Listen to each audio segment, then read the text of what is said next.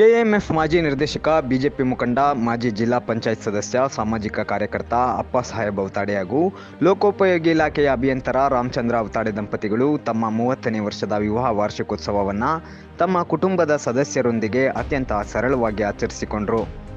ಅಪ್ಪಸಾಹೇಬ್ ಅವತಾಡೆ ಕಳೆದ ಅನೇಕ ವರ್ಷಗಳಿಂದ ಸಾಮಾಜಿಕ ಮತ್ತು ಶೈಕ್ಷಣಿಕ ಕಾರ್ಯಗಳಲ್ಲಿ ತಮ್ಮನ್ನು ತಾವು ತೊಡಗಿಸಿಕೊಂಡಿದ್ದಾರೆ. ಕೆಎಂಎಫ್ ನಿರ್ದೇಶಕರಾಗಿದ್ದ ಸಂದರ್ಭದಲ್ಲಿ ಅಥಣಿ ತಾಲೂಕಿನಲ್ಲಿ ಅನೇಕ ಚಿಲ್ಲಿಂಗ ಪ್ಲಾಂಟ್ ಸೇರಿದಂತೆ ಹಾಲು ಸಂಗ್ರಹ ಘಟಕಗಳನ್ನು ಪ್ರಾರಂಭಿಸುವಲ್ಲಿ ಶ್ರಮಿಸಿದ್ದಾರೆ.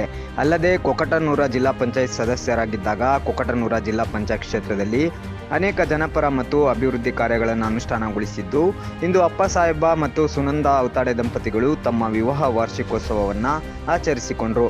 ಇನ್ನು ಲೋಕೋಪಯೋಗಿ ಇಲಾಖೆಯಲ್ಲಿ ಅಭಿಯಂತರರಾಗಿ ಕಾರ್ಯನಿರ್ವಹಿಸುತ್ತಿರುವ ರಾಮಚಂದ್ರ ಅವತಾಡೆ ತಮ್ಮ ನೌಕರರೊಂದಿಗೆ ಅನೇಕ ಸಾಮಾಜಿಕ ಮತ್ತು ಶೈಕ್ಷಣಿಕ ಕಾರ್ಯಗಳಲ್ಲಿ ತೊಡಗಿಸಿಕೊಂಡು ಇವರು ಸಹ ತಮ್ಮ ವಿವಾಹ ವಾರ್ಷಿಕೋತ್ಸವವನ್ನು ತಮ್ಮ ಧರ್ಮಪತ್ನಿ ಶ್ರೀಮತಿ ಛಾಯಾ ಅವತಾಡೆಯವರೊಂದಿಗೆ ಆಚರಿಸಿಕೊಂಡರು.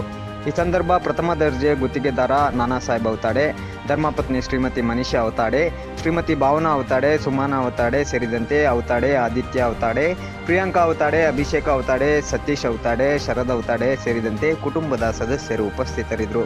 ಸತೀಶ್ ಕೋಳಿ, ನ್ಯೂಸ್ ಫಾಸ್ಟ್ ರಿಪೋರ್ಟರ್, ಚಿಕ್ಕೋಡಿ.